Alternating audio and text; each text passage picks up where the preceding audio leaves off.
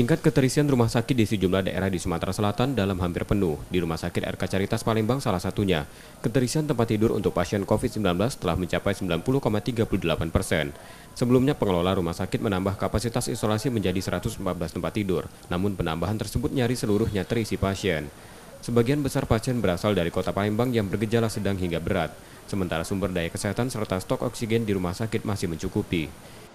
Untuk saat ini BOR memang sangat tinggi sekali, sudah 90,38%.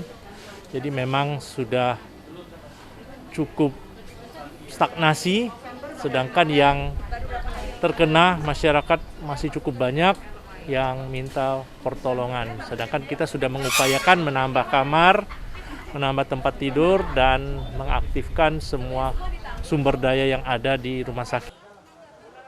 Hingga 8 Juli 2021, keterisian rumah sakit di Sumatera Selatan mencapai 74%, khusus kota Palembang. Keterisian di 18 rumah sakit rujukan COVID-19 mencapai 85%. Situasi tersebut dikhawatirkan memburuk seiring meningkatnya laju penularan COVID-19 di masyarakat. Rizky Nurmizan, Kompas TV, Palembang, Sumatera Selatan.